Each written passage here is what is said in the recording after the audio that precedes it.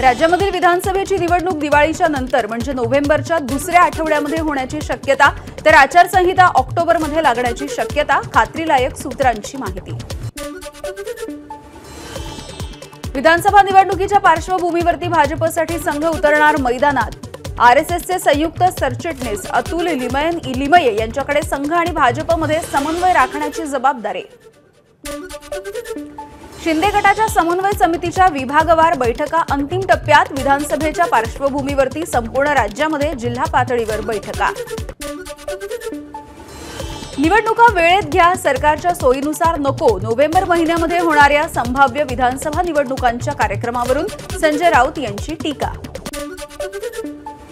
काँग्रेसकडे मुख्यमंत्री पदाचा चेहरा असेल तर पटोलेंनी जाहीर करावं, संजय राऊतांचं आवाहन।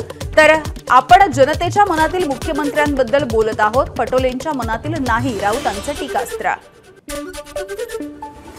राज ठाकरे 20 ते 26 ऑगस्ट रोजी विदर्भाच्या दौऱ्यावरती जाणार। आगामी विधानसभा निवडणुकीच्या पार्श्वभूमीवर मनसेकडून मोर्चे बांधणी। आगामी विधानसभा निवडणुकीच्या नंतर महाविकास आघाडीचाच मुख्यमंत्री होईल, अनिल देशमुखांनी व्यक्त केला विश्वास। तर मुख्यमंत्री पदाबद्दल राहुल गांधी, शरद पवार, उद्धव ठाकरे एकत्रपणे निर्णय घेतील असंही वक्तव्य। कुर्ला विधानसभेमध्ये ठाकरे गटामधली धुसफूस उघड, नाराज पदाधिकाऱ्यांना डावलत। ठाकरे गटाकडून कुर्ल्यामध्ये नव्या नियुक्त करताना विश्वासात घेतलं नसल्याचा पदाधिकाऱ्यांचा आरोप। अमरावतीमध्ये महायुतीच्या समन्वय बैठकीमध्ये रवी राणांना आमंत्रण नाही। लाडकी बहीण योजनेवरून वादग्रस्त वक्तव्य केल्यामुळे रवी राणा अडचणीत सापडल्याची चर्चा। आमदारकीवरून रुपाली चाकणकर आणि रोहिणी खडसे यांच्यामध्ये जुंपली आहे। रुपाली चाकणकरांना आमदारकीचे डोहाळे लागले, रोहिणी खडसे यांचं वक्तव्य। तर वडिलांच्या नावावरती पद मिळालेल्यांनी टीका करू नये, रुपाली चाकणकर यांचा पलटवार। बळीराज सेना रायगड जिल्ह्यातील ओबीसी समाजाला एकत्र करत विधानसभा लढवण्याची शक्यता, त्यामुळे महायुतीला फटका बसण्याचीही शक्यता।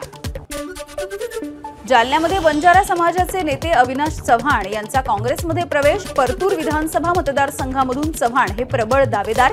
भाजपच्या बबनराव लोणीकरांसमोरची आव्हानं वाढणार।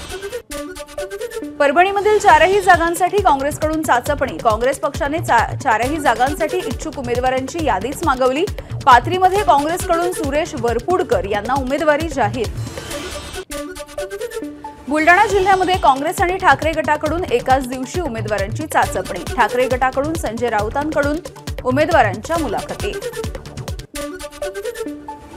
भाजपच्या मुंबई कोर कमिटीची आज बैठक। मुंबईमधल्या जागांच्या संदर्भात चर्चा होणार। भाजपचे मुंबई अध्यक्ष आशिष शेलार यांच्यासह कोर कमिटीचे सर्व सदस्य उपस्थित राहणार। एबीपी माझा, उघडा डोळे बघा नीट।